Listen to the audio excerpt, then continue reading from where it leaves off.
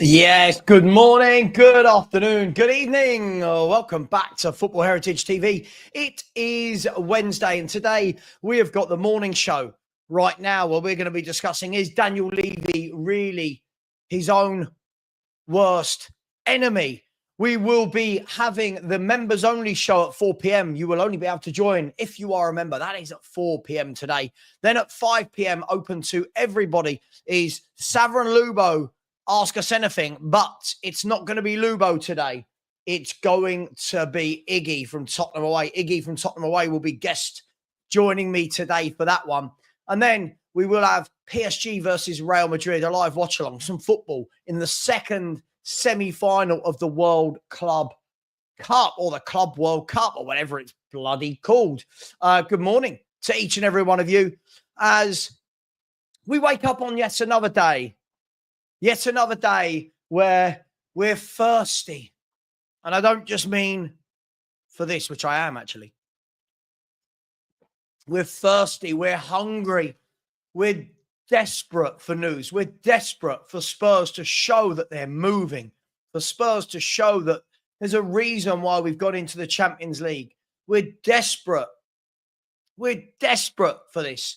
We can't have another year where we keep buying these below par players. I've got people messaging me this morning, and I won't mention names. I've got people messaging me this morning saying, oh, Hayden Hackney's better than anything you've got. And it's like, yeah, but I like Hayden Hackney, but none of the other big clubs move like this. None of those other clubs move like this, and we have to start moving like that.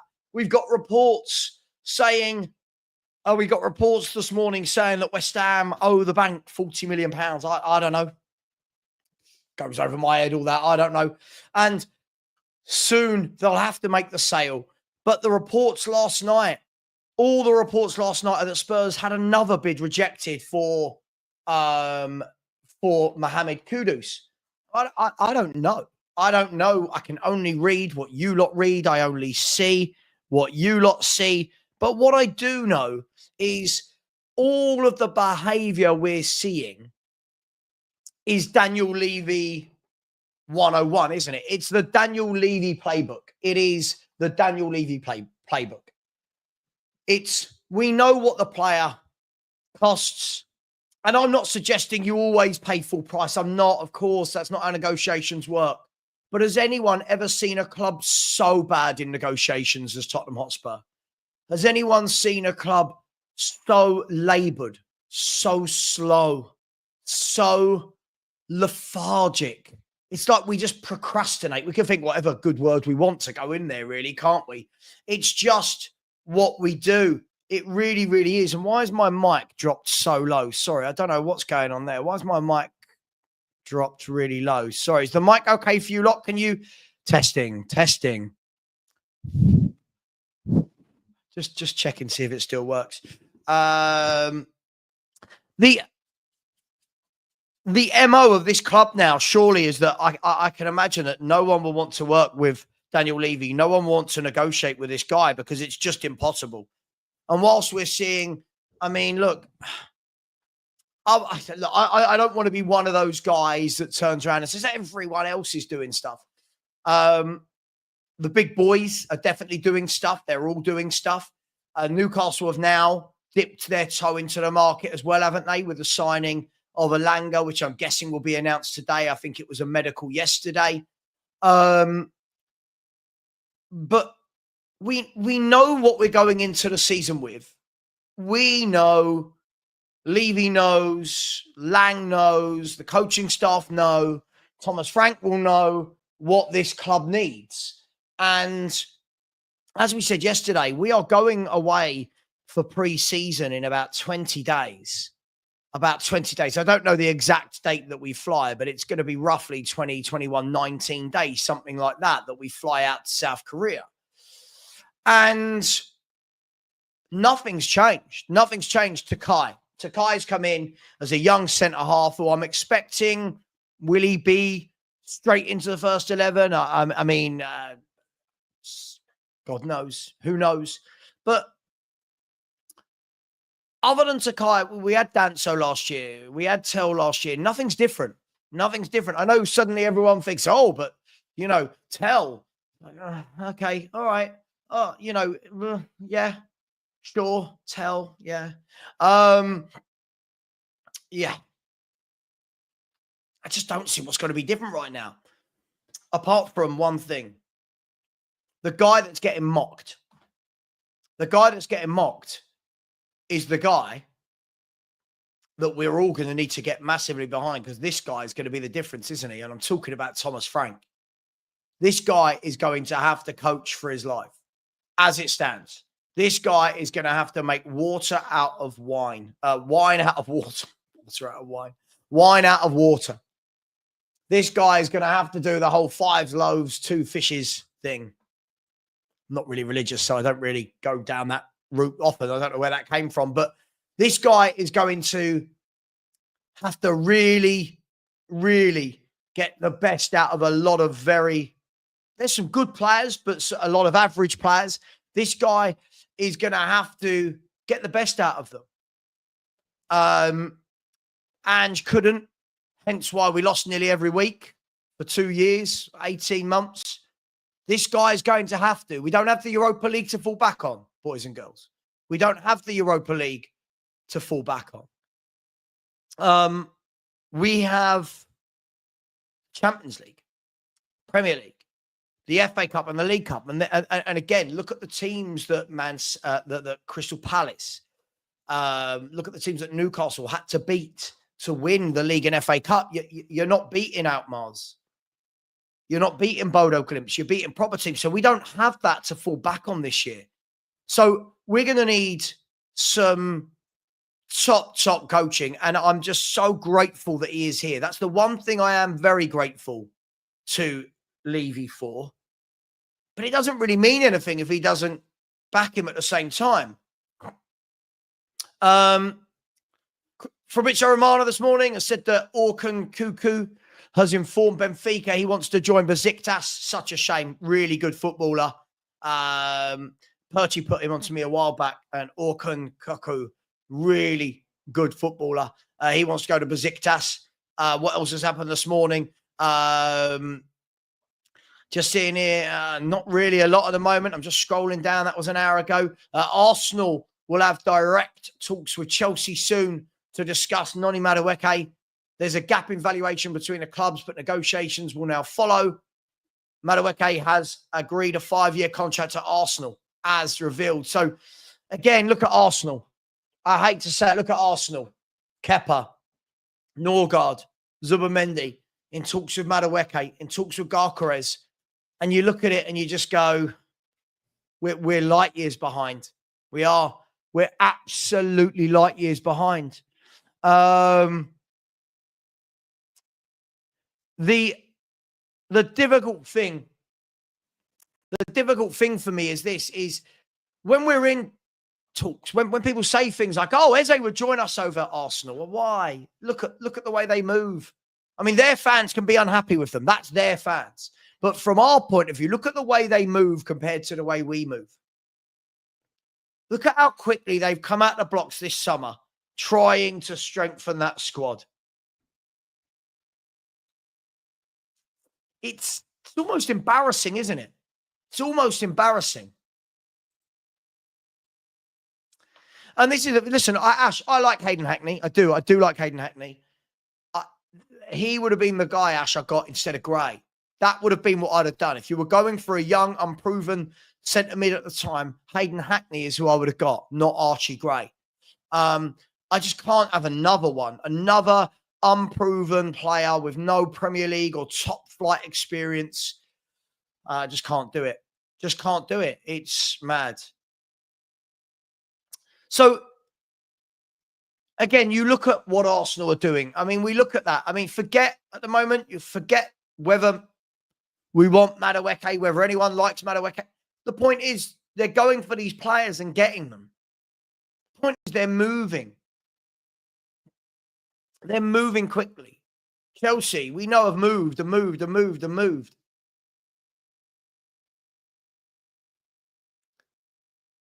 Liverpool have moved, haven't they? They moved very quickly. They won the league and then went, right, let's go.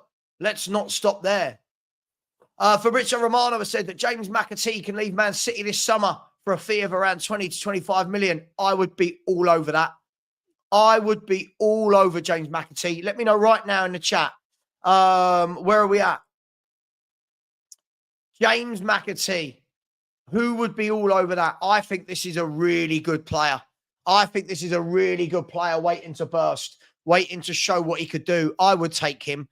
I would love to know that we've got him and Madison and Kulusevski and Kudus. I would love to know that we've got these options.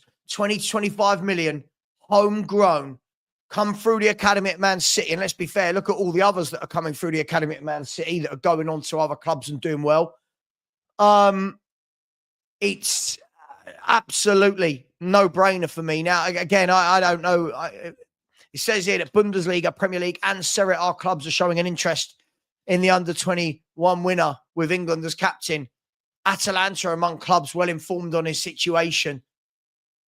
I mean, we're a club that don't like to spend big. Wouldn't that be, on individual transfers, wouldn't that be a guy that immediately you go, yeah. I mean, McAtee, anybody? I watched him second half of the season for City. He's a player. That boy can play. You can see why Pep brought him through. He can play.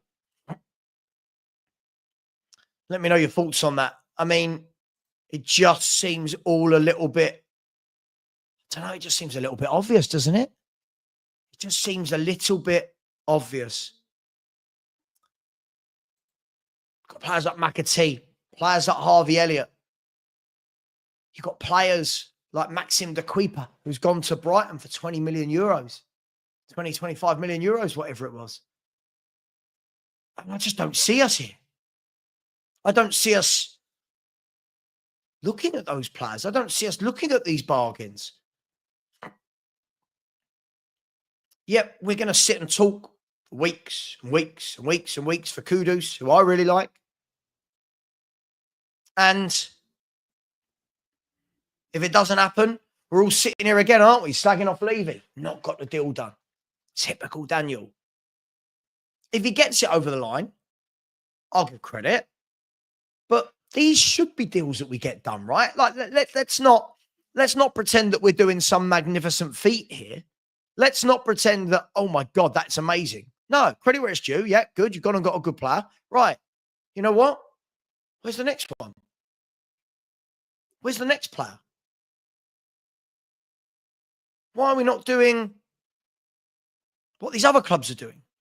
That one's through the door. Now this one, now this one, now this one. And they're talking to these players simultaneously. Now, we might be speaking to people simultaneously. And lots of people have said this to me. Oh, Savva, you don't know. Johan Lang works in the shadows. Cool. Okay. But we're not seeing any deals. You can work in the shadows all you want. You can work as silently as you want. We're not seeing any deals. Pre-season's about to start. If I'm not wrong, let me double check. Let's have a look. I just want to check Tottenham's. I keep getting these dates mixed up. So bear with me 1 second, everyone. Tottenham Hotspur fixtures. So yeah, Reading in 10 days. Spurs play Reading in 10 days. Wouldn't it have been lovely? Have a couple of first team players in by then. And I'm not saying it can't happen, but at the moment it's not there, is it? It's not happening.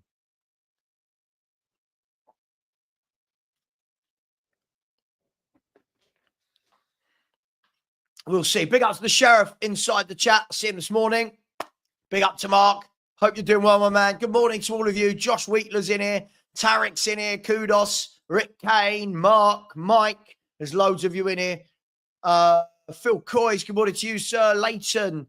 Spurs Fit is in here as well. Ben Kaufman. The mod father is in here as well. And guys and girls, I'm going to say shamelessly, we are 10 subscribers away. 10. From 19,000. 10. That's all it is. Look. 10. So the link is pinned. Please smash that button. 10 subscribers away. I'm giving you thick and fast content in the hope that things pick up, in the hope that one of these days we're going to be able to go live and go, we've just signed Harvey Elliott. We've just signed Kudus. We've just signed Paul, fill in the blanks with whichever name you want. That's the dream. But at the moment, I'm watching all these other YouTubers, and they're doing transfer talks day after day of players they've actually signed, and it looks amazing. And we need that. As a YouTuber, I need that. As a football fan, I need that. As a football fan, you all need it. We need it. Big up, my man. 4 p.m. Members only show. If you want to join, you're more than welcome. I don't blame Thomas Frank for anything. I'm super grateful we've got Thomas Frank, because we need a coach. We need a coach. Desperately needed a coach. And this was my problem. For all the people that constantly have a go and go, oh, there was no point in getting rid of Ant. Well, there was. You need a coach. You need someone to whip this lot into shape. Gareth, I think you speak for all of us on this sentence. I pray that you're right. I pray that you're right, but it's just kind of so slow, isn't it? I mean, we're now on the 9th of July.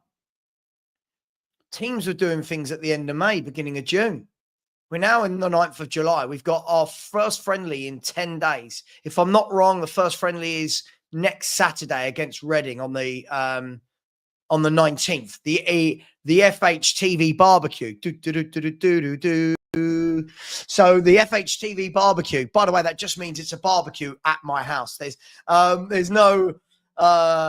nothing else attached to it. Mark, I'll take him all day long. I think he's a wonderful little player. I think he's a really good little player. James didn't disagree with anything Matt said. Sure. So, yeah, Harry Kane's the greatest striker the Premier League's ever seen. Tottenham should just go out and buy Guehi, and Guehi would join Spurs. Yeah, that made sense. Yeah. Daniel Levy's taken us so far backwards, even though the revenue he mentioned, Daniel Levy made that revenue, even though the league positions are much better than they were. Yeah, sure. Just agree with everything he said. Good man.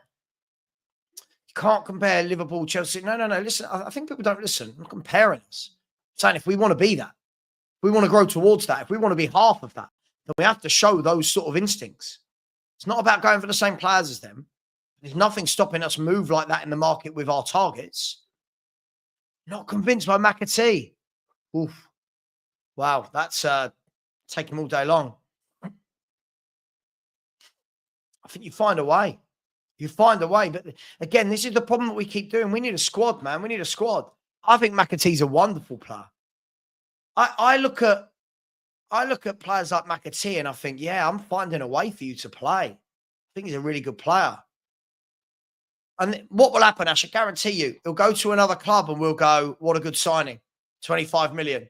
It's what we do. We constantly dismiss these footballers. Agreed. I think it's a no-brainer. Spurs Kai said McAtee can play number 10 predominantly, but like Kudus, he can play left and right. Nifty, good feet. A bit of speed about him. Backflip celebration. What's not to love? I agree. Yeah, but this is a guy that's got experience of playing for Man City in the Premier League. Do you know what I mean? This is the England under-21 captain. This isn't a kid, is it? Let's have a look. Before Rob Hotspurs had a go at me, let's see. Let me make sure I'm right. I mean, he's 22 years of age. He's 22 years of age, Rob. Do your research before you say it. 22. When I say I don't want any more 18, 19-year-olds from unknown clubs. That's what I don't want. Yeah, but Phil, you want Tell. So do you know what I mean? You know what I mean? Like, you want Tell, but you don't want to play like McAtee. Our fan base, I'll say it, is the dumbest fan base in the world. We have fans who celebrate Tell, but then look at Harvey Elliott and McAtee and don't want them. I'm truly baffled. I'm truly exactly, Nick. Exactly. I'm truly baffled. So when people go, it's just opinions. Phil comes out with nonsense like, oh, but Tell will do well. I'm looking at McAtee, one of very few who comes through at Man City. And we're going, no. I don't get it. I just don't get it. I will never, ever understand our fan base in any way, shape or form. I just don't get it. Just don't get it. Big up to Tweak, who's been a member for 4 months. Big up to you, Tweak. 4 months already. Good morning, Sav. I hope your dog's vet visit went well. Yeah, listen, he cut the pad on his paw, and it was a clean cut, so it was gushing with blood. So he's just had a stitch. That's all it is. He's as good as gold. He's underneath here. Keeps trying to lick the thing off, but he's all right. He's sleeping right now. So big up to you, Tweak. Thank you very much. Big up to Emma Morton. Oh, hang on. I feel like I've missed one. Hang on. I feel like I've missed one. For some reason, I'm so sorry. Atavatron Wembley. I'm not sure if that will come up on the screen. You've put in, hang on, 1050. Remember 1054. Remember 1054. Sorry. Let me go right the way back to the beginning because Atavatron Wembley. There you go. For some reason, that wasn't showing up on my saved. I'm so sorry. So, morning, Savva. Big up to you. Thank you very much for the generous donation. I said, if we credit Levy with some intelligence for his financial acumen, then the countless mistakes he has clearly made on the football side, clearly not mistakes in his mind. Scary. Yeah, I guess the issue is Daniel Levy would probably argue that there was a reason why he did everything.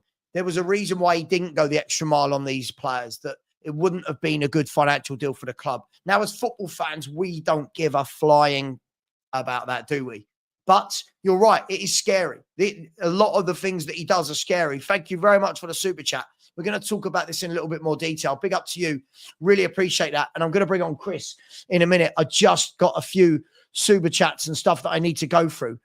Big up to Leon Oliver, who became a new channel member. Big up to you, Leon. Very generous. Welcome along. And don't forget the member-only shows.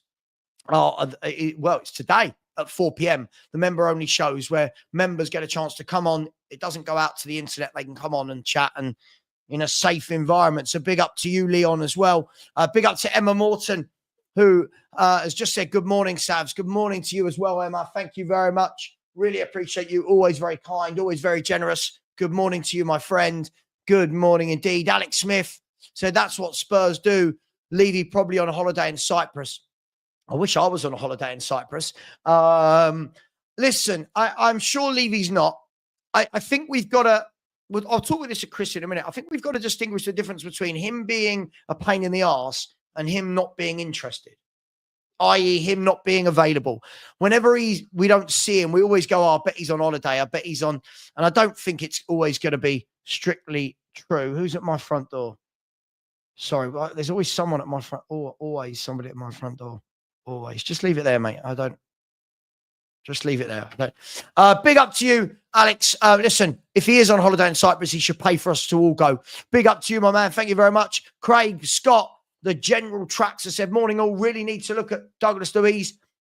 I'll ask Chris about this in a minute. Douglas Luiz, again, Premier League proven, not wanted, it seems, by Juventus. Looks to me would be a perfect fit for what Tottenham need, but we'll see.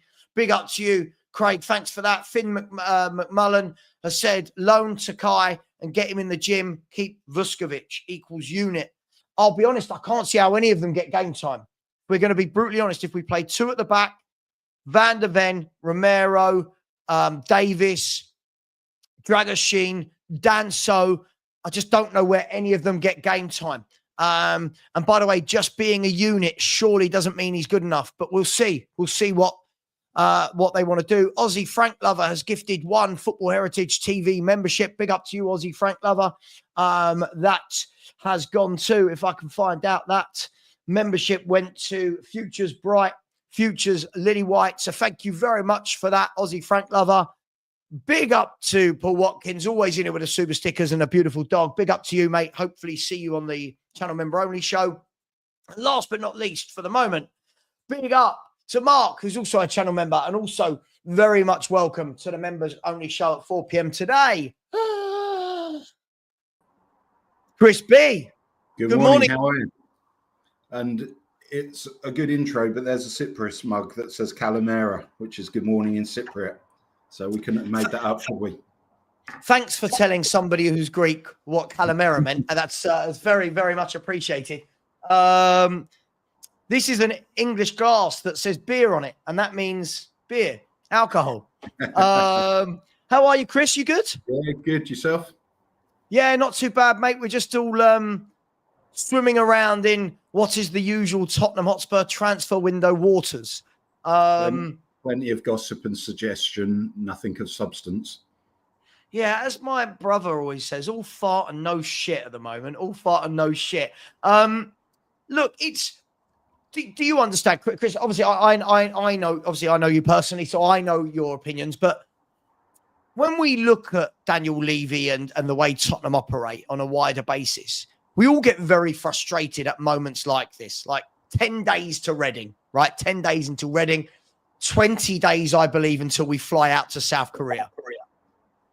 Do you understand why thousands and thousands of fans are so frustrated? Or are you in that camp of relax, calm down, it will get done, you're all panicking, the window's open? It's very easy to say relax, calm down, but having been a Spurs fan for many years, I've taken that approach in the past only to be left disappointed. So it's history repeating itself, really, isn't it? And we can say that Daniel Levy's a pain in the arse and he doesn't care, but I think it's very much the other side of the coin, that he cares too much and he wants to involve himself in the minutiae and every small detail of the club. And it's that controlling mindset that prevents us going places. He doesn't trust those beneath him to do what they're paid to do. So, yes, he does care. Is it frustrating? Massively so. Look, when we were under Redknapp and we needed a few others, additions that could have got us over the line, and who came in? Ryan Nelson at centre-back on a free transfer from Blackburn, and Louis Saha at centre-forward, when we were calling out for a couple of signings to add the magic dust to potentially get us over the line. So we've grown up to be disillusioned and disappointed. So is anything likely to change? I doubt it. But that's not to say that he's not interested, and I would be amazed if he's too far from his mobile phone at any given point of the day. Yeah, absolutely. I mean, when you speak to people in the game, they all say, don't they, that Daniel Levy lives, breathes, eats Tottenham Hotspur. And of that, I don't have a doubt. I don't have a doubt of that. But I think you're 100% right, my man, that I think it's that he cares so much that he does involve himself in everything. Like, let's use this deal at the moment for Kudus. I mean, first of all, I'd love to get your opinion. Actually, let me do that. Let me get your opinion on Kudus. It seems to me that looks to be the benchmark, the marquee, whatever you want to call it. What do you make of Kudus as a player before I get your take on the situation with signing him? Kudus as a player, I think he's better than anything that we currently have. If you saw him when he was in his Ajax days, he was electric. He's 24 years of age. He's got 80 career goals. He's got 12 international goals. He's got pace. He's got power. He's got creativity. We haven't been able to say the same of anything that features on the right-hand side. He also adds something that we haven't had for some time, which is shithousery. We need somebody who's going to wind people up. He's going to be there when it gets a bit feisty. For too long, we've been all too soft and we've been too easy to play against. So I think if he comes in, he becomes arguably the most creative player we've probably had since Christian Eriksen or Rafael van der Vaart, and he brings something that nobody else can bring in this current squad. Yeah, and he can take a man on. Like, I don't know about you, Chris, but in all the years I had a season to, I know you still have now, but in all the years I had a season to get Spurs, we always loved the player that got on the ball. We always loved the one that got on the ball when you thought, he's going to do a Cruyff turn. He's going to skip past his player. And we were spoiled by watching the excellence of David Ginola, watching Gareth Bale, who I've never seen anything as good as that since he retired, left Tottenham. And then going back further afield, we had Raul Fox, who used to get on the ball, low centre of gravity, used to beat his fullback, but it got you out your chair. For all too long, we've been very transactional. We've been not boring, but we've not had those game changers. We've not had those flair players. You go to a game to be entertained. Where is the entertainment in our current squad? Yeah, Absolutely. I mean, even, you know, you look at Aaron Lennon. Like, by the way, I'm not saying Aaron Lennon was the most skillful, but when he got the ball, I think most of the stand went like that because you thought, hang on, he's going to skin his fullback. Bale did it. Ginola did it. What you know, about, we've had all 5'2" of Jose Dominguez, the Jose Portuguese Dominguez. nation. Yeah. Or what about Stefan Dalmat, the Frenchman that we got from Inter Milan with a little nose stud? He had some. Stefan Dalmat was a player. Adel Taarabt had it in abundance, didn't he? And I think you're right, Chris, that, you know, there are a lot of people going, he got into a bit of a scrap with Van der Ven and we can't sign him because they had a bit of a scrap. I want to see that because when it's got feisty, we've not had characters and we've had a soft centre, and we need to get back. We need some muscle. We need some hod carriers. We need some shithousery in the midfield that we perhaps haven't seen since Lamela left us. Yeah, absolutely. I mean, look, let me move the Kudus. I'm like you. I think that Kudus is better than everything we've got. I think we've got a lot of fans turning their nose up, and these are the same fans that go, "Oh my God, our squad isn't good enough." Yet we look at Kudus and think we're better than that, which baffles me. Our problem is we don't like to say goodbye, and we hold on to people for too long. Yeah. And all of a sudden, as a result of a cup success, we've got people saying, "Oh, maybe we should give Basuma another chance." No, he's got to go. He's been here for 3-4 years. We know what type of player we've got. You've got to move people on. Son, 33 this week, undoubtedly he's been a fantastic servant to the club. But again, you've got to move him on, and it's through not moving on players that prevents us from evolving and moving forward as a club. Yeah. Well, look, let me ask you then. Let me ask you on the Kudus situation.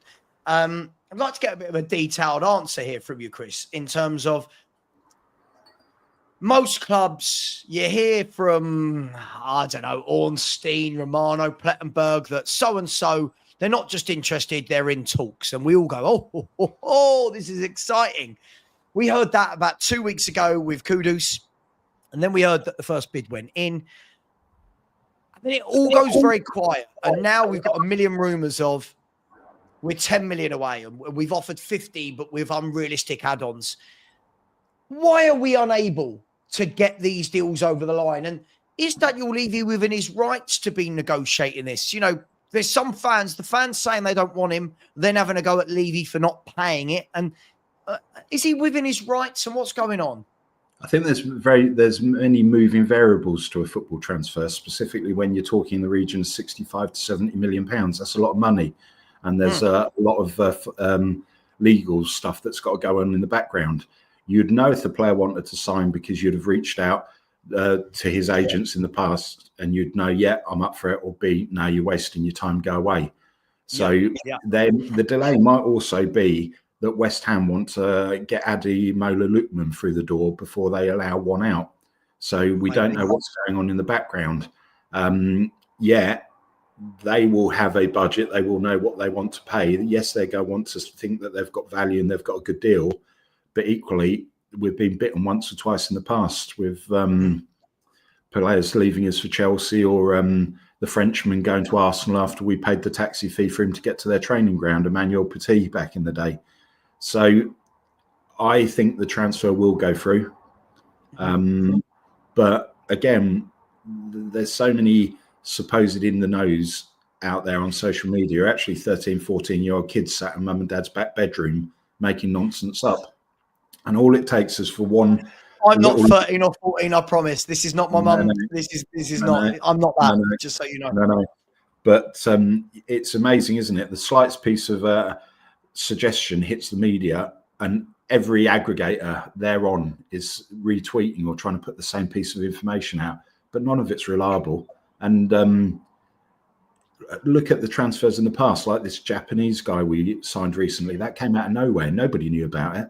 When Son signed from, who was it, a German club? That was done overnight. Nobody heard about it. So until that person's pictured wearing the Spurs shirt at the training ground, I don't really buy too much into all these rumours. Clearly talks happening, clearly stuff's going on.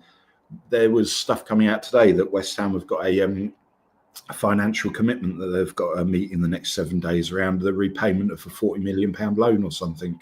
Or if they can't achieve that, they'll have to refinance their financials. So there's lots of moving parts, and we complain, and quite rightly so, about the speed it takes us to get stuff done. But Man United, they've been asked to do Buemo for a time and a day, and that doesn't seem any close to getting completed. So it's not unique just to us as a football club. Yeah, I feel like, I don't know if you agree with this, it does very much feel like there's two transfer markets. Yeah, it feels like there's very much a transfer market for Liverpool, Arsenal, Chelsea, Man City, Man United, and then there's a transfer market for everybody else. Now, unluckily for us, the likes of Brighton are absolutely brilliant in their part of the transfer market. They, Brighton, tomorrow you'll probably see a link with Brighton for some player in Belgium that we all go, oh, we like him. And 2 days later, here we go, Brighton have done it. Problem is, we're not even the best in our market. That's the problem for me, Chris, is that we've not mastered either market. We're not good when we buy big. When we buy, I don't want to say small, but when we buy lesser known, we end up going 40 million Archie Gray, 40 million for Tells. Brighton are bringing in people like Maxim de Kuiper for 20 million. Brighton are bringing in people like Boscagli on a free transfer. So is it like we kind of need to pick a lane and get, what is it? The master of, a jack of all, master of none springs to mind. Yeah. I think we've seen massive changes in the coaching network in the setup in the last 2 weeks or so. I think we now need to refine and consider how we approach transfers, because historically we've wasted no end of money, haven't we? You think about what we wasted on Dembele, what we wasted on Lo Celso, what we wasted on Sessegnon, what we wasted on Foyth, what we wasted on Richarlison. You add all that money up, it's big money, and you could have gone out there and signed some genuine quality. And then we try the other approach where we go for the lesser names in the hope that something comes of them. Jack Clark springs to mind. Ryan Hill, what complete waste of money. So the myth that we don't want to spend money is rubbish. It's just that historically we haven't spent it very well. So we need to decide if we want to be in that A lane for transfers that Chelsea are in. For instance, so they're qualifying for the final of the World Champions Cup last night. They've already paid for the Delap and the João Pedro transfer. They've earned 80 million in prize money. So it shows if you speculate, you accumulate. But you've got to decide, if we're not going to buy the big names, which we don't, we've got to be smarter in respect of our scouting around the globe to bring in those that we can turn into stars. Yeah. No, I make you right. And this is the thing with the kudu still. Let's go back to that one for a moment before we go more generalistic. Is there's that theory out there, isn't there, that we know Chelsea are interested, and that everyone, and Chris, you've got this little bit at the back of your brain. I'm sure you have, unless you're going to lie to me. We're all sitting there going, when is Chelsea going to bid? They might not, but we're all sitting there thinking it, right? Like, because if Chelsea come in, they're not going to do what Daniel Levy's doing, are they? They're not going to go back and forth. They're going to go. They'll slam the £70 million on the table and say, there you go. And the fact that they're generating money, they can do that. And it's, are you going to compromise the long-term sustainability of the club through trying to haggle over 5 or 10 million? Yeah. It's just, you made a really good point there about Chelsea. Like, I mean, Chelsea, we know they've made 80 million already. So they've paid for Delap and as you said, I mean, you can either put Pedro or Gittins in there. They've paid for those two players. They're selling a goalkeeper that doesn't even play for them, Petrovic. There's a bidding war for him at the moment to Sunderland and Strasbourg and someone else. So they're going to get 25, 30 million there. If they win the World Club Cup on the weekend, I think it is, that's 40 million extra or 35 million extra, right? That almost pays off Bino Gittins. I'm waiting for it. I'm waiting for them to come in. You've got Liverpool are going to, rest in peace, Diogo Jota.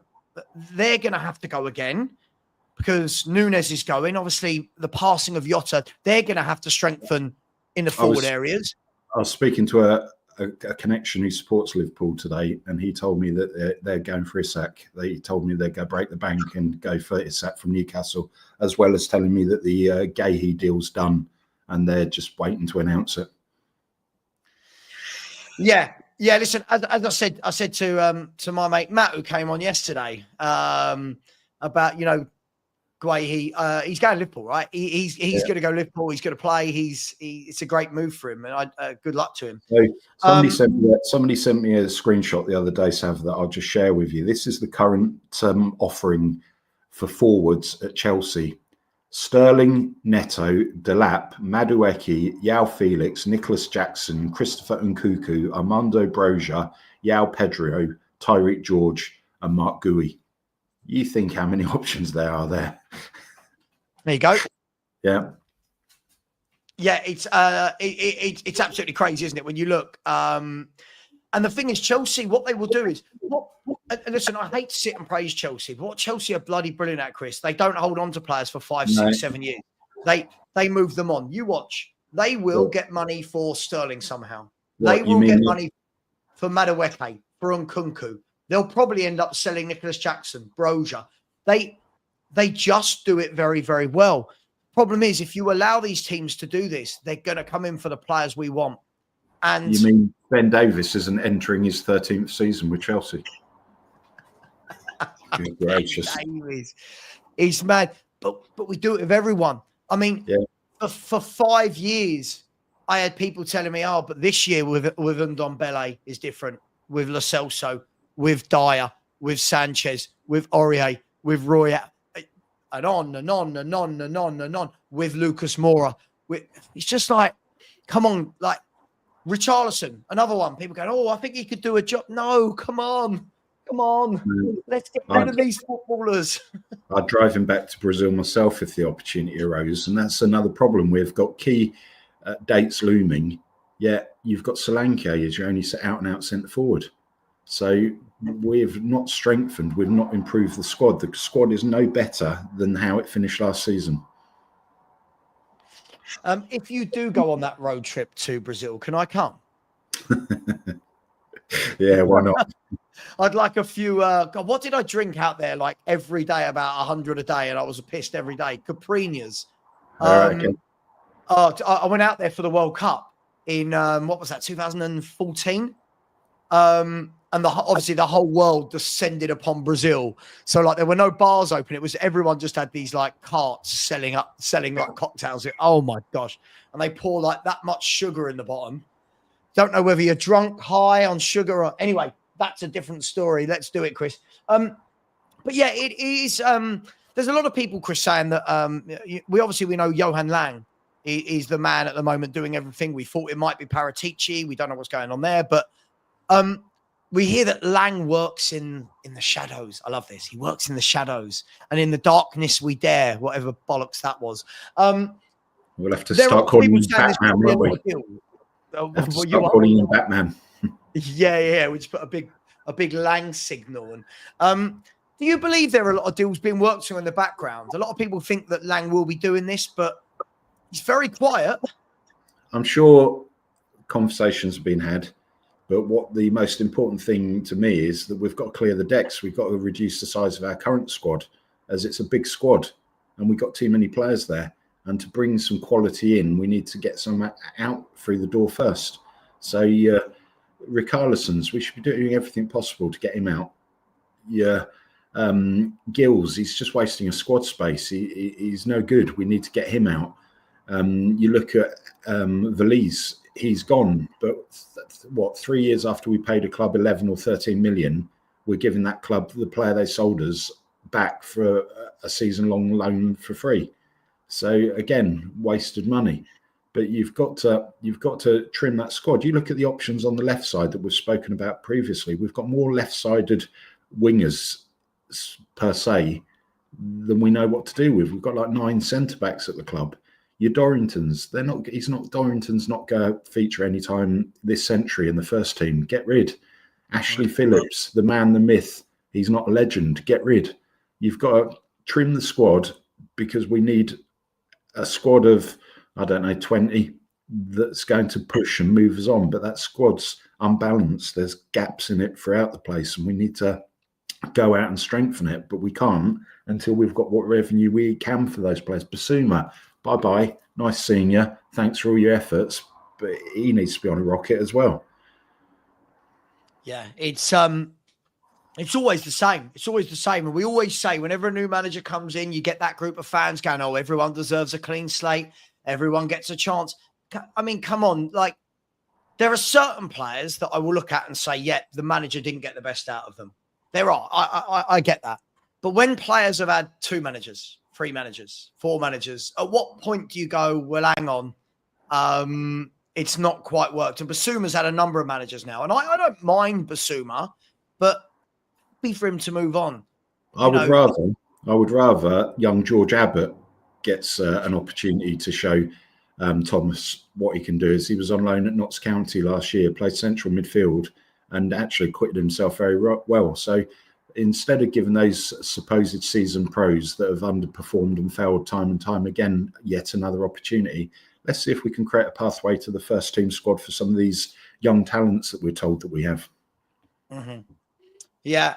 Look, just quickly, somebody asked me to bring up the last word on Spurs tweet, which they are. I'm not going to knock them. They're just quoting TBR Football. And again, who I don't know whether you believe it or not, because there's Tottenham's deal to sign Mohamed Kudus is understood to have started to stall on Tuesday evening. Spurs and West Ham United are now struggling to make clear progress, with the Lily Whites bid well below the 60 million. Now, I know what you were saying earlier, Chris, about not believing anything you read, but when you read that, don't you just read that Doesn't could be surprise you, does it? Yeah. any Spurs target over the last 20 years, couldn't it? Well, we're still trying to land. We're still trying to land Leandro Damião, aren't we? I heard that one's not far from being completed. A Damao Berahino double signing. Yeah. God, Saido Berahino. But just for once, wouldn't it be lovely for the fans? You know, wouldn't it be lovely for the fans just for once that they go, right, Spurs are interested in Mohamed Kudus, using him as the example. 24 hours later, medical's happening. You're like, oh, brilliant. It always seems like it's got to be a fight. It always seems like it's got to be a battle. And it leads me to believe that either Daniel Levy really just wants to win these battles, or that there isn't the cash up front to put down, Chris. Do you believe that we are asset rich? We know that, but there's a lot of talks that we're not cash rich. Do you think this could be a massive stumbling block in the transfers? I don't think we are cash rich. I think we're asset rich, but I don't think there's the money readily available. And you think how much getting rid of Andrew would cost the club. And you think how we've had to take a hit on lots of these players that we can't get rid of. So I don't think we've got the money in hand to go out and buy these players outright. And we're having to try and be a little bit clever around. That's why we're looking to pay for them over 5 years. You're spreading the cost over a considerable amount of time. Mm-hmm. Yeah, I think, do you know what? That's a really good point. You think we've just spent, what, the best part of 20 million pounds to sack Ange, and bring in Frank and all of his coaching staff. Now, don't get me wrong. At the moment, that's, for me, is, unless we get a superstar signing, Thomas Frank is our best signing this summer. Because we need a coach. And this guy, I think, is going to have a lot of work to do on the training ground. So there's 20 million there. You've got, like you said, who are we signing and then selling on for money? And that's what infuriates me around the Mathis Tell signing. That's 30 million euros. Couldn't we have used that money elsewhere better? Or plus the 10 million sign-on fee. Sorry, the 10 million loan fee. Yeah. Or if we're struggling to get this Kudus deal over the line, couldn't we have dipped into that 30 million to make sure we got it over the line? Because where is Tell going to play? Is he going to play? Is he an out centre forward? No. Is he going to play on the left-hand side? Who knows? But it's just poor use of money. Do you know what? This is the thing. So for all those people, when there were people saying to me, oh, get Tell and get these, I'm just like, what world are you living in? Like, you don't need Tell. We didn't need Matisse Tell. We do need a Mohamed Kudus, right? Now, I know it's not an exact science, Chris, but you're right. If you've got that money you're putting down there's the extra 10 million with money left over. There's the extra 10 million kudu. There you go, West Ham. There's 60 million plus 5 million in add-ons if we get top 4 and get Champions League football. I don't know. But it's not this whole approach to transfers isn't new, is it? Like last year, Solanke, we knew supposedly from the last week of last season that we wanted him. Yet he ended up coming through the door 7 days before the kickoff of the Premiership season. Yeah, that is ridiculous. That you've had the whole of pre-season where you're drilling new formations, perhaps you didn't under Angepostecoglou, but the notion is that you are trying new things and you're trying new formations and you're trying new tactics. So you're only failing yourself by bringing a bloke in so late in the transfer window and then paying 65 million for him when there were far better options for 65 million quid. It's mad. I want to look into this in a second. Just before we do, a shameless plug, guys. We're nearly an hour into the show. There are 560 of you in it and only 160 likes. That is utterly shocking. That means 400 of you clearly don't like the conversation you're hearing. Please smash that like button. It's always worrying. We've got 400 votes on the poll, but we can't get the likes. Also, guys and girls, we are 10 subscribers away from 19,000. 10. The link is in there. Come on, right now. Let's have one big push. It will mean the world to me. And if any of you care about me, which I'm hoping you do, then you will smash that button. Chris, the worrying thing for me is when I look at the last 2 years and I look at the best part of £40 million for Tell. Yep. The best part of 30-40 million pounds for Archie Gray. The best part of 60 million pounds for Solanke. What am I up to now? 140 million? Yeah. The best part of 30 million for Odegaard. I'm now at 170 million. Right? We've spent 25 million, whatever, on Danso. We're now at 200 million pounds. I'm looking at all of these players. Not one of them, other than Solanke, is a first-team starter. And then you get a player like Mohamed Kudus that would absolutely be a first-team starter. And all that money's been spent on, I don't like the word backup. I don't like it. I prefer rotation, but you know what I mean. It's on squad players. It's infuriating. And that comes back to what you said earlier. We're shopping in the B League. We're in the lane B. We're getting those lesser players like Odegaard. What is he all about? I've seen nothing to convince me that you've got a player who can make the transition to Premiership football. And if you watch the under-21s, him and Tell were absolutely ordinary. I think when Tell put one of his shots out the stadium, and killed a pigeon, that's when I started to get a little bit worried. Was it Richarlison? Yeah, if only. Hang on, I'm just bringing. Now, I watched a lot of the. I'm just bringing up Tell's details. I watched a lot of the under-21s, and he doesn't do anything for me. Neither of them.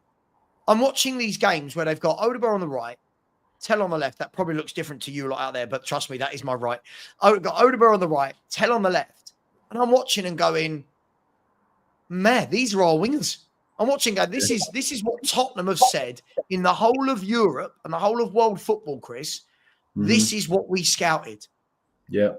It's truly, and for 70 million, Kudus is cheaper than that, and he's better than both of them put together. And that's why I was pissed off, as you know, some time ago when that Rooney Barrage went to Barcelona, where he was 2.5 million. That was 2.5 million. If you go invest in youth, why waste 30 million when there's a player better than both of those who's been knocking on the door of the big clubs, and Barcelona are happy to swipe him off your hands?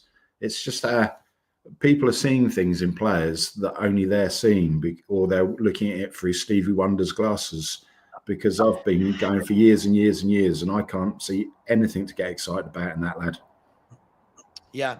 I don't get it. Like, I'm looking at these players that are available across Europe. Like, for example, the guy, and I always butcher his name, so please bear with me. And yeah, Chris B on FHTV, top signing. There we go.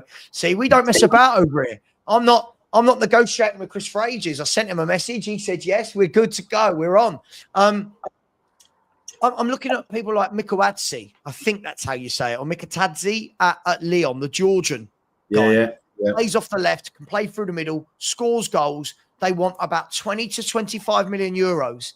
And we're pissing about with Matisse Tells at 40 million pounds. I have no idea if this is Lang, if this is some scout. I don't know who has signed this off, because that can't be Levy. Surely Levy, this is where it makes me laugh, Chris. Surely Levy would want the cheaper option, the deal. Yeah. So who is turning around and going, Tell at 40, Odegaard at 30, Solanke, Richarlison, these Gray? Who is advising Daniel Levy on which players to buy? But there is quality out there. And talking of French football, you go to Lille and you go for Edon Zagrova, the Kosovan wide man, who's got pace, he's got skill, and you could pick him up for what, £30 million? I don't know. But if you know the markets and you know what's out there, you can get a lot better than what we've invested in over recent years. It's mad, isn't it? It's just we are still trying to replace Moussa Dembele. We have never found anybody in central midfield. Right. We've never actually, let's go back, we've never replaced Victor Wanyama and Moussa Dembele as a central pairing in midfield. No. We've tried, but we've had crap the whole way along, and we've never matched the skill that both of those individuals put into that Tottenham team. Name me a player who can shield the ball, glide past people, and pass in small pockets like Moussa Dembele did. Right. We've not seen that for some time. No one, mate. We don't have anyone like that. And then you look at these players out there that do that. People like Arden Jashari, who's Club Brugge, AC Milan. You know, by the way, but this is where I struggle. We've got fans saying, I really don't mind the signing of Odegaard. What do you mean you don't mind? That's 70 million of our transfer budget on players that will improve a lot. We've got Mikey Moore, who could improve a lot. Yang was already in the club, who we bought for about 8 million quid. Surely they're the ones you improve a lot, Chris. Well, the one that I've been the one that I've been ranting and raving to you about for ages is Dan Ndoye, the Swiss winger who plays for Bologna in Serie A. Yeah. And Napoli are trying to sign him for about 40, 50 million. Well, if the Serie A champions under our old Antonio Conte see enough in this guy, then we should be seeing that, because there's a player there that we should be able to get if we chose to.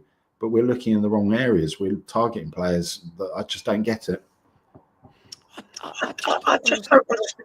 Oh, hang on. I've got a massive feedback. Oh, hello. Okay, it's gone. It's gone. What I don't get is, though, as a fan base, half of us want to dig out Levy, right? And at the same time, we want to praise these very ordinary signings. Like, I said to you, Chris, Matisse Tell, in 2 to 3 years, we could look back and go, great signing. But, Chris, we could do that. We could play that game with any player, right? Yeah. What about now? What about 2025 July? What about this season coming? It's always this player could improve a lot. That player can improve a lot. Why can't we go and get the better player now, the cheaper player now? But when we do go and get the player, we get the wrong one. For instance, Wharton was under our nose for months and months and months, and we went and signed Ash Phillips. And now look at him. He would walk into our starting 11 every day of the week. Utter madness. Who was watching those games? Who was watching those games and didn't come back and went, do you know what? I know we like Phillips. Yeah, good player. But the lad you really want is the boy in midfield. Who was watching that? There's another one that I'm adamant, if he's given a chance, could be something. And that's Hayden Hackney from Middlesbrough, the central midfielder who plays for the under-21s. I'll tell you what, another Premiership club will snap him up. You mark my words. But the problem is, Chris, Steve, this is where we're going to slightly disagree. I don't disagree that Hayden Hackney's a good player. I like Hayden Hackney. Hayden Hackney should have been what we bought instead of Archie Gray. 100%. Hayden Hackney should have been that guy that we bought instead of Archie Gray, a few years older, physically better. I don't know. I'm about to make this up. 100 and odd games under his belt for. Hang on, I'm just furiously typing in Hayden Hackney. 80 or 90, I think. Yeah. You know, that's who we should have got. He's 23 now, so he would have been 22 at the time. He's played. Here you go. He has played 121 games of football. So he's I would have got Hayden Hackney, right? Not great. The problem is now, if you go and get Hayden Hackney, You've now got Hackney and Gray and Sarr and Bergvall. There's no midfielders there where you go, that's your main man. Or go out and get me a Harvey Elliott, or go out and get me a McAtee from Man City. They're seemingly both want first team football. They're both not going to get in their respective squads. They are players who could come into a Tottenham team and lift us, because Harvey Elliott's footballing brain is considerably quicker than anything that we've got at the moment. Do you know what? I've talked about this. By the way, thank you very much for the people who have subscribed. 3 of you have, which means we're only 7 away now, which is exciting for me. Not for any of you, but very exciting for me to get to 19,000. I didn't think I'd ever get to 1,000. So 19 is a huge feat. 7 subscribers away. So please do smash that button. The link is pinned. Chris, you're absolutely 100% spot on. You're 100% spot on. Right? We just don't do it. But yeah, you are. Do you know what? I remember I'm saying you're 100% spot on. I've completely forgotten the player we were talking about. Harvey Elliott or McAtee. Harvey. Right. So I said earlier in here, right? Harvey Elliott and McAtee. For me, if you've got an option of attackers for Spurs that are Kudus, Elliott, McAtee, Kulusevski, Maddison, suddenly now I'm not so bothered when a few of them are missing, because I've got creativity elsewhere. Our fans go, oh, but would they start? I'm looking at people like Brennan Johnson starting for Tottenham Hotspur and Matisse Tell. I'm looking at people like Odegaard start. Yes, McAtee and Harvey Elliott start for Tottenham. I don't know how any Spurs fan would turn their nose up at those 2 players, Chris. And by the way, those 2 players, they're one is available at 20, and one is available at 40. Yeah. But we just spent 30 million plus a 10 million loan fee on Tell for 40 million. So there you go. It's utter craziness. It's utter craziness. And by the way, how much football Harvey Elliott has been playing pro since he was 16? Harvey Elliott's a Premier League winner. You've got all these people ranting and raving and after the stupid statement that Daniel Levy said recently. But just let's compare one thing for a moment. Let's look at our midfield options, and then let's overlay them with Man City. Tiji Rayners, Omar Mamouche, Jack Grealish, Jeremy Doku, Nico Gonzalez, Rodri, Bernardo Silva, and then you go to Savinho, Nunes, Ryan Cherky, Claudio Echeverri, and then you go down to Foden, then you go down to Oscar Bob, and then you go down to some of the young Rico Lewis and some of the young English names. How on earth are we supposed to compete with a team that generally want to win things, who could put out 2 midfields, and each of those midfield is arguably better than anything that we've got? Not arguably, definitely. Not arguably, definitely better than anything we've got. But for me, I just don't get it. I don't get how we're looking at these players at clubs like Liverpool and City and saying, nah, I wouldn't want him at Spurs. I don't know what we're doing. James, just quickly, mate.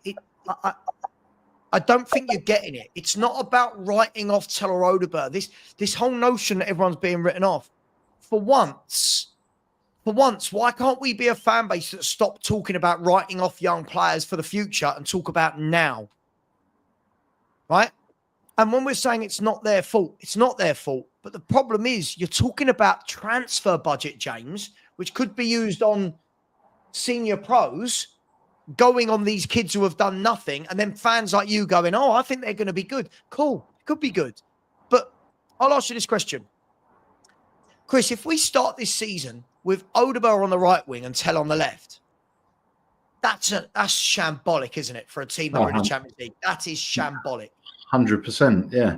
And then you think, well, if this Kudus deal is so difficult, there's people like Johan Bakayoko out there. So why are we not out there being proactive around that? As you can bet your bottom dollar, Nottingham Forest will probably come in having banked 55 million from the lad to Newcastle, Anthony Elanga, and they'll be proactive in that. So a lot of what we do doesn't make any sense at all. We were hearing for ages about this Hugo Larsson from Germany, the Swedish lad that we played But where's he? He's disappeared. Or there was that other Swedish winger that I spoke to you about recently. He plays in Italy, Igovic or something. So there's plenty of options out there. We're nowhere near them, any of them, are we? It's utterly crazy. Like I don't get it. Listen, and this is the one thing that gives me hope that the Kudu still is going to get done.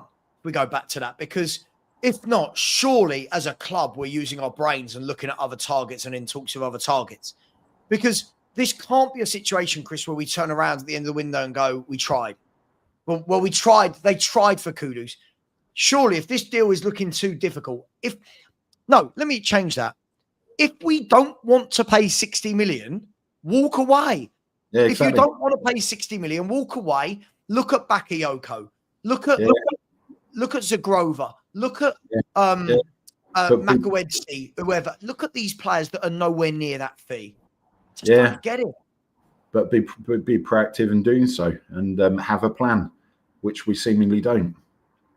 Or if we do, it's been kept very off the radar. I say baffled. We know it's coming. And listen, I'm as guilty as the next person, Chris. I go into every transfer window with that 1% of me going, you know what, going to be different this one, and they never are.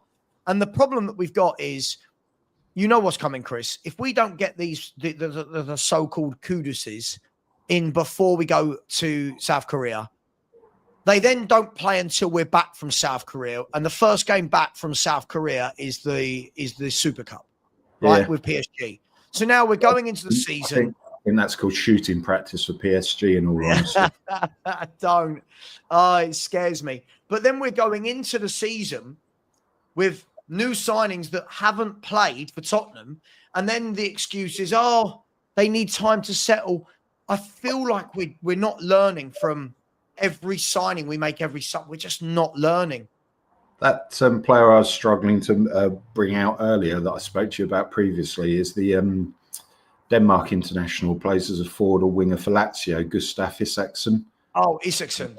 Yeah, and there's another player there. It'd be achievable. And guess what? Our coach is from Denmark, so they might have something in common. But why not go at 24 years of age, 5'11", 165 professional games, 33 goals, 3 at international level? There's players out there. You've just got to go and find them. Look, again, people like futures, bright futures. I hate to say it, we're about 4 or 5 years behind Arsenal now, and probably Chelsea too. Look, I mean, I think first of all, it's very difficult to put a number of years because there are moving parts every year. But we are miles behind Arsenal. Don't be fooled that because we won a trophy and they didn't, that we're better than them. I know we want to banter them, Chris. I know we want to banter them, and I got it. But right now, look at the position they're in. Yeah. Look at the players they're bringing in. Yeah. Compared to Tottenham, it's scary. Well, you look at Liverpool are going to go big again, aren't they? And if they can't get Isaku, they're supposedly one. It wouldn't surprise me if they went after Hugo Ekitike, and that's a player that I'd absolutely die for. And 100 million would probably bring that bloke through the door. But again, we haven't strengthened. If poor old Solanke was to do his ACL on the first game of the season, who goes in to replace him? Richarlison, been there, done that. He's crap. He's not good enough. Needs to be getting out the door. What depth do we have in the squad to make a decent fist of fighting for Premiership, League Cup, FA Cup, and Champions League? We don't. We've not strengthened at all. It's utterly crazy, isn't it? It's kind of like, I get it, right? I'm the first one that will sit here and say I don't expect Daniel Levy to buy players like Florian Wirtz. I don't. No, I don't expect players like Gyökeres are going to find Spurs attractive. But Daniel Levy did see Modric all those years ago and moved everything at the time to go and get him. True, but he wasn't the Modric that. It wasn't like Wirtz right now was by Leverkusen. Yeah, he was. German, you were investing in something right? for the future, weren't you? The potential was there. Yeah, but my point is there is a massive market out there of players where you don't have to buy in the Gyökereses if you're Tottenham. You don't have to look at the Florian Wirtzes. but we don't seem to utilise it. Like, I wasn't upset when I saw the link and have gone and watched certain players like De Winter. Gone and watched De Winter play. I've got no problem with signings like that. Sensible. 25, 30 million euros. Belgium international. If it doesn't work out, you're going to get your money back for him. That's fine. But this whole Solanke, 60 million, 57 million. Richarlison, 55. Great. It's just crazy how bad we are at this. What would be absolute Tottenham, Savva, would be if we were to go out and spunk 50 million. There you go, on Tyler Dibbling. That's what I was just about to say. You've got a bloke. It wasn't even good in one of the worst Southampton teams in Premiership history. So what on earth justifies a 50 to 60 million price tag on that lad's head? There is none. You're buying potential. Yet we're led to believe we've got that same potential with Mikey Moore and Luca Barnett, whatever his name is. We've got all this potential. We need players for the now. We need ready players. We need maturity and experience to get us over the touchline. We can't be investing in embryos. Mad, isn't it? It's mad. I mean, look, let's have a look. I said, let's bring up Tyler Dibbling, right? This is another one we will spend massive money on if we get him, right? I said this the other week, right? Somebody else said this to me and I adopted it, so I can't steal it from my own. Said, you know what will happen? There's that bit of us that knows that we'll probably spend weeks and weeks and weeks chasing Kudus. When we realise that it's not going to get done, we'll start seeing the reports from the Romanos, etc. That will be Spurs now prioritise Tyler Dibbling, right? Spurs have always admired him. He's been their number one target.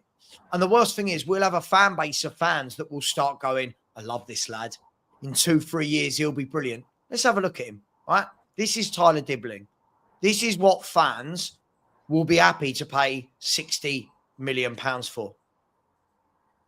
Yeah, look at that. This is a guy that's got 33 Premier League appearances under his belt, right? I'm not going to go deep into the goals and assists because he's a kid. But the fact that he's a kid, surely we're not going to go and spend 50. This will be Archie Gray all over again for me. Yeah. Yeah. And if you buy him, what does that mean for Tellen Odeberg? What was the point in those? Well, and the problem is we're stocked to the roof with players of this quality and nature. And again, I said it to you yesterday, Vlahovic, Juventus centre forward, so not the wide player that Dibbling is, but would be better to use the money to go out there and get a recognised second centre forward. We don't need a Tyler Dibbling. He doesn't add anything to the squad. It just, what I don't get about it is, when's enough enough? When's enough young players enough? Like, look at the back. You've got Vuskovic, Dorrington, Phillips. Yeah. So what do? I'll tell you what, we need another young centre-back. Let's go and get Takai. Now, if Takai is going to be for the first team, then that tells you that 2 or 3 of the others are going. Like, what are we just in this constant rotation of bringing in young players, not playing them and selling them on? It's just, I don't know what we're doing. Yeah, agreed. I don't get it. But we need, and Paratici, what's he doing? We hear that he's been deployed to Italy on an assignment. Doing what? Topping up his tan, enjoying a margherita pizza, drinking a few Peroni, because he's most certainly doesn't seem to be bringing much through the door, and his attempts to get rid of Basuma seem to be quite dragged out and slow. I mean, look, I agree with you. I mean, I think the big thing for me is, and the last position I wanted to talk to you about, Chris, obviously I know you're a busy guy, is midfield. We're sitting here pursuing a wide man, which we need. I think we desperately do need a right-sided player. But and Douglas Luiz could be coming in and answering all the issues as a defensive midfielder, and they want to get rid of him. They are going to clubs and asking if there are any suitors for Douglas Luiz. Imagine I said to you, Chris, that first game of the season, only 2 new first 11 players go in, but it's Douglas Luiz in central midfield and it's Kudus out wide. Knowing how Spurs operate, I'd take that, right? Like two, and then the next summer, 2 more. You know, This doesn't feel difficult. I don't know why we're making it so difficult. He would bring the experience to the team. He's played in the Premiership. He's a regular penalty taker for Villa, and he protects the back four, and he allows the creativity around us to do their thing. And it's a deal that could be done overnight if you chose to, because both parties want to separate. I'm just really, really confused. Just quickly, Jamie Allen, big up to you. I said, to be fair, it could be West Ham wanting more money for Kudos. But Jamie, if West Ham have set an unrealistic figure that Levy has no desire to pay, then walk away and we buy someone else. Like, I get it, right? I get how the negotiation works, but both clubs are surely in negotiations because they feel a deal can get done. Yeah. Surely if they were miles apart, this would have broken down. I don't mean stalled. Surely it would have gone, what, you've offered us 50, we want 70. Well, I'm not going above 50. All right, see you later.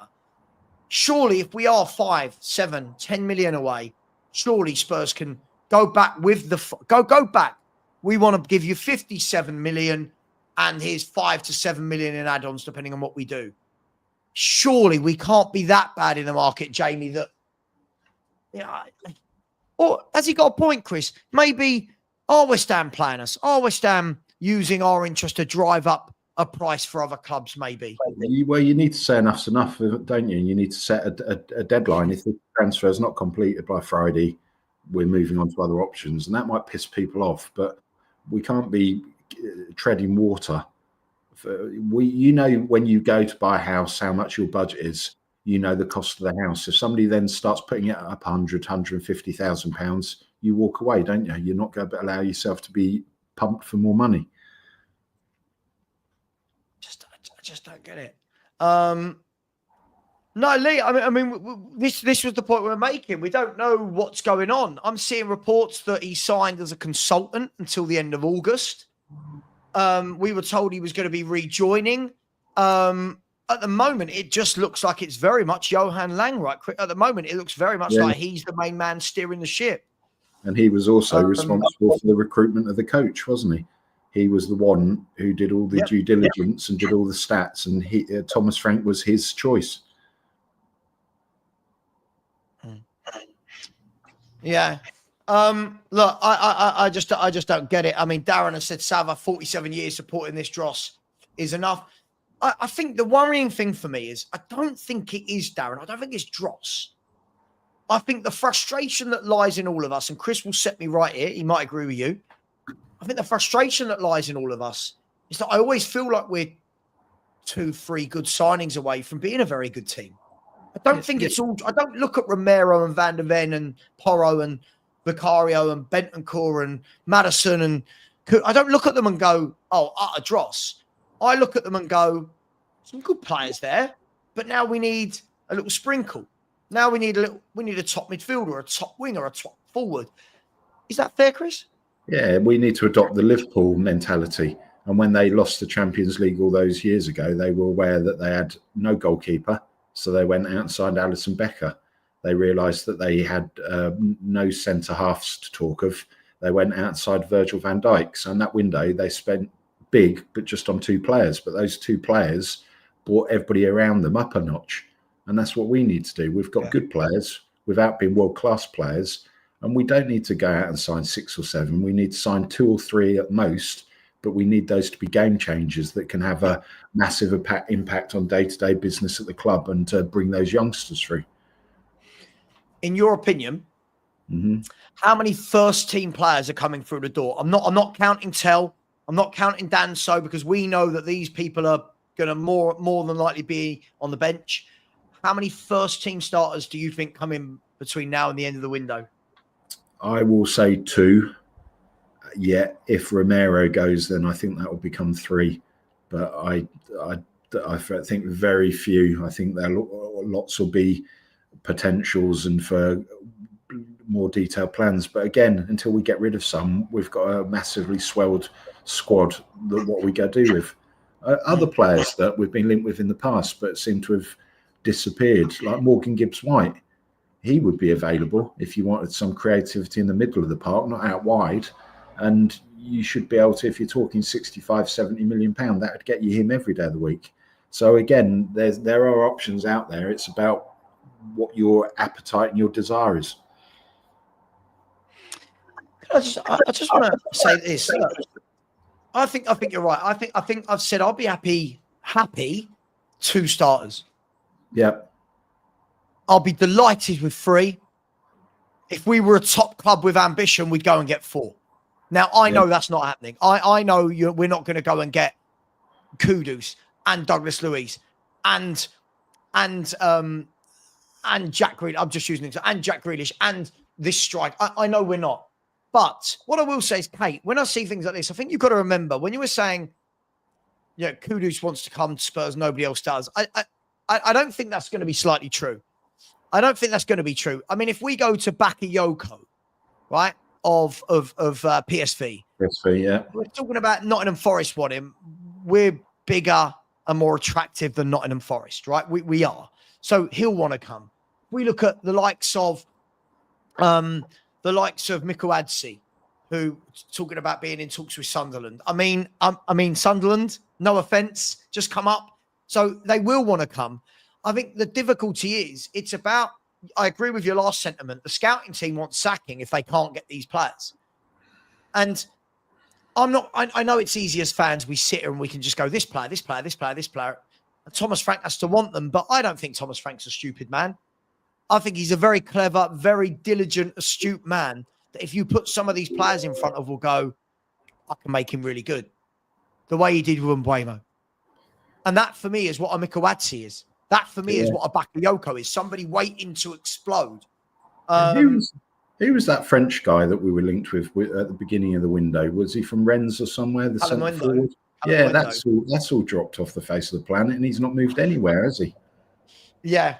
I'd take him all day long. He gives me Jermaine Defoe vibes. But again, it's at the moment very much looking like Richie and Solanke are going to be the 2 strikers again. It's very much looking like Son's going to stay, Johnson's going to stay, Kulu's staying. It's all like, well, and Tell's going to be here and Odeber. So it's like nothing's changed. When we're talking about those forward areas, we're now asking Thomas Frank to work absolute wonders with them, Chris, because there's no change. There's no fresh blood. Listen, one thing I'll give Chelsea credit for. We might get annoyed at them. I don't mean me and you. Football fans of all clubs might get annoyed. Oh, they're just buying more and more and more. But they freshen it up. They're looking for what's new. If it don't work out, they move them on. Constantly. I'd love to be like that. I've seen what Kulu can do. I've seen Brennan Johnson. I've seen Solanke and Richarlison. We've seen Son for a decade. What's wrong, Chris? Freshen it up. Yeah, of course. 3 or 4 of them out, 3 or 4 in. Do you know the funny thing? That European Europa League final, we were told that the club that lost that was in dire straits and that nobody would have any money and they wouldn't show any ambition. And Man United go out immediately and sign Kuna. And if they sign Mbeumo alongside Bruno Fernandes and some of the other options they've got, they finish the transfer window with a better squad in the offensive positions than we do. And you bet your bottom dollar that they'll go out and get another centre forward. By the way, just quickly, let's have a little look at Fabrizio Romano's just said something that's about Tottenham. Don't get excited, everyone. It's nothing to do with signings. Fabrizio Romano has just said this. You can all see. He said that Tottenham have not received any official bid from Atletico Madrid for Cuti Romero so far. Spurs have not opened the doors to his exit as he's a key player. Atleti talks not advanced now. Romero has just returned from holidays, so no agreement on personal terms with any club. I don't know really what to say. I mean, I expect that it will still be here next year. This is a dangerous one. If he was as good as our fan base thought, you would have the likes of Real Madrid, Barcelona, Bayern Munich, AC Milan knocking on your door. You would have the top teams. There's been no offers. So he perhaps isn't as good as we like to think, but he runs into the last year of his contract next year. Then you've got a 70 million asset that becomes a 0 asset because 12 months from now, he can say goodbye and walk out the club for nothing. He is fit to play for don the Argentinian national shirt, but he's never fit to play for Tottenham. So is he good? Yes, he's okay. Is he world class? No, he's not. Is it time to say goodbye if somebody gives me 70 million every day of the week, as it allows me to invest that money in other areas? I think this is, listen, there's been a lot of talk. We talked a lot about Romero on this channel. You're spot on, Chris. I've said this all along, and people never hear me. They all go, "Oh, you hate Romero." I don't hate Romero. Romero doesn't want to be at Tottenham. I just don't wax lyrical about him. Yeah. I don't hate him. I don't wax lyrical. I think he's in there. I think on his day, absolutely brilliant. Problem is, how many days does he have?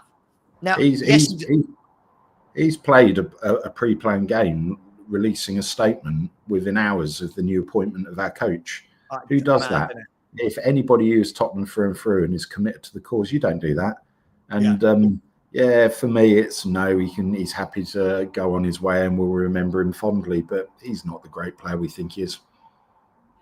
I think the interesting thing about this is, I think you hit the nail on the head for me. All I hear from our Spurs fan base is that this guy's world class. No, but what? Real Madrid, they're signing centre backs. Why have they not come in for him? They were more happy to go to Bournemouth and sign a 19-year-old kid who had had one season of Premiership football. Right. Liverpool, they're signing Gueye. Why have they not come in for Christian Romero? Right? I could do this all day long. Bayern Munich have signed centre-halves this window. Why are they not coming in for... This is my thing. If he's that good, where's the offer? Where's the bid? Listen, if he stays, he stays. I'll say the same thing. All my viewers know when I say this, Chris. If he stays, sign a new contract. Safeguard yourselves. But like you said, do not let him get down to 1 year, and now all of a sudden we're looking at bids of £30 million. Right?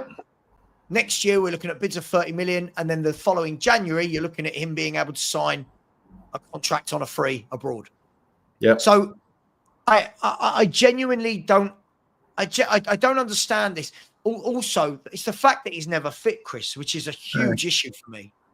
And the problem is that we've got so many centre backs, but how many fullback options have we got? If Udogie injures himself in the first game of the season, we're stuck with Ben Davies. But what happens on the right? We were hearing that Kyle Walker-Peters would be returning, but apparently that's now off the cards. So we've got so many players at centre back, we need to provision that across and have full fullbacks so that we've got competition in those areas, which we haven't got at the moment. Yeah, I tell you the rumour that I saw yesterday, which I was very happy with, but also knowing it's only a rumour, Chris, was that Milan want Udogie to replace Teo Hernandez, and that we're gonna go for Robinson of Fulham. Well, he automatically becomes the first choice left back, even if Udogie's here. He's mustard. He's absolutely brilliant, that lad at Fulham. And you know the first thing that was said to me by someone when I said I really like this? Go on. Oh, but he's 27. Who cares? Right. He's not an old man, is he? He's not waiting his bus pass. Oh my God, I'd take him in a heartbeat over Udogie. In a heartbeat. But other clubs do these things. They'll move someone on, bring someone in.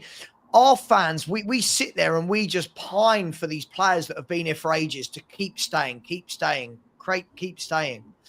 Phil, it's only great news about Romero based on him being fit, signing a new contract, and not losing him for about 20 million pounds next summer. Got to remember that. This is the thing. When fans say that's great news, it's not great news if he misses half a season. Honestly, I genuinely think the thinking capacity from our fan base, we're so limited. On his day, yes. A fully fit Romero, yes. A fully switched on Romero that wants to be here, yes. But we've not had that for years. We've not had that, Chris. If anyone's offering me 60, 70 million, see you later, mate. We've embraced mediocrity. We've forgotten what good players look like, and we've just made do with second best. I'm really baffled as to how we don't learn. By the way, as well, for me, I think when Romero's being talked about, he gets talked about in the same veins as Vertonghen out of IRL King. Not in the same league for me. No. It drives me potty. Yeah. It drives me absolutely potty. It really, really does. But listen, as I said, if he wants to be here, sign a new contract. And lead by example and fight for the cause. Yeah. Yeah, lead by example. But look, we've got fans like this, like Phil, by the way, this is someone that really wanted Spurs to sign Matisse Tell. So I pinch of salt. I love Phil, by the way. He's a great guy, but his football takes are horrible. This is, bearing in mind, right, what we're doing there is we're championing somebody that slated our medical team. Bearing in mind, it's meant to be one of our captains. Slated our medical team. Went down the tunnel without saying goodbye to the fans after a disgusting performance from him, right? Tweeted about our ex-manager an hour or 15 minutes after our new manager had been announced. Talks about wanting to go to La Liga, but we go, oh, this is great news. Where's the loyalty? No. Can you imagine Ledley King ever behaving like that? Michael Dawson, Jan, Toby, none of them. Sorry. You think, sorry. Let's get this straight, Phil. Right. So this is in response to me saying, why aren't Real Madrid, Bayern Munich, etc.? It might be because he's not up for sale and is key to the club moving forward, and the clubs will be informed of this. Phil, you don't think if Real Madrid's people contacted Cuti Romero's people that they wouldn't kick up the mother of all fusses for him to get out of this football club and go and join Real Madrid? Of course he would, yeah. Are you kidding me? A Hispanic nation with the tradition, and you're going to be winning everything. Of course, he'd be on the next flight there tomorrow, wouldn't he? It's unbelievable. Sorry, you truly think, right? What would happen? Let me explain to you how it would happen, because you're trying to use my own thing against me, Phil. What would happen is Tottenham Hotspur, Real Madrid's representatives would speak to Cuti Romero's camp. Cuti Romero's camp within a heartbeat would go, Real Madrid, yeah, he's interested. They know that the wages won't be a problem. They know the transfer fee won't be a problem. They will ask, what does Spurs want? What's it going to take? Blah, blah, blah. Well, he's got 2 years, blah, blah, blah. Real Madrid would contact Tottenham and go, what do you want? Right? And Tottenham will go 70, 80 million. And then Real Madrid will start the negotiation. None of that's happening. So I'm sorry. You think that Tottenham, you think that Real Madrid have reached out to Spurs and Spurs have said, nah, you're not getting him. And Real Madrid went, oh, all right, then we'll just walk away quietly. And we're not hearing about it. Just think about what we spoke at the outset, and that was the revenue from this World Super Cup. They're in the final, aren't they? And we've spoken about how much money Chelsea generated for getting to the final, in excess of 80 million. So they'll have got the same, if not more. If they want Cuti Romero, he's on the team sheet being voted in the new shirt by Saturday. Easy. Agree. But Mafuz, this is my point.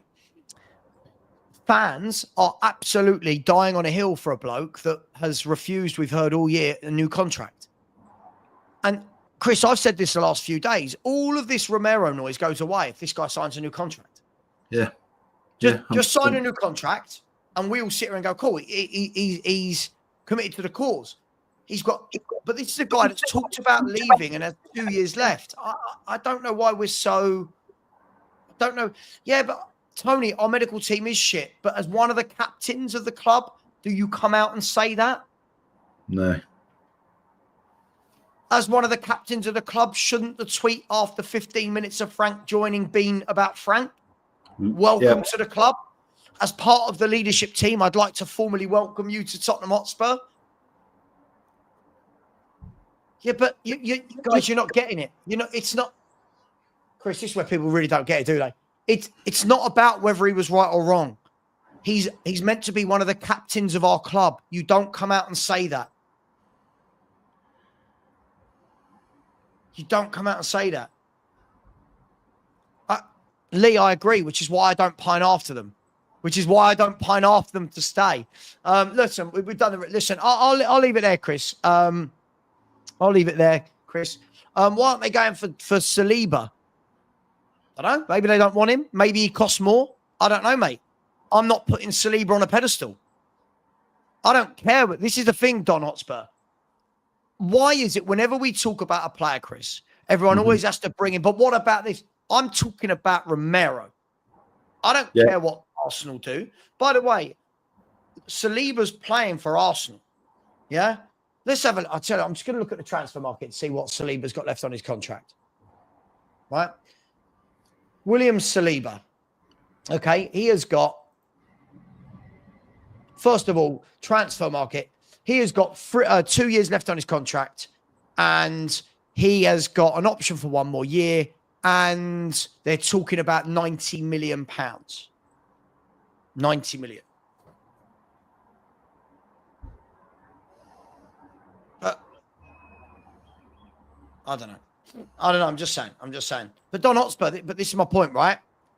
If Romero's the world-class player that fans like you tell me he is, and yet there's never been an approach from a Real Madrid, a Bayern Munich, a Barcelona, a Liverpool, a Man City, I'm asking questions. Why? Yeah, because he's not the world-class player that many think.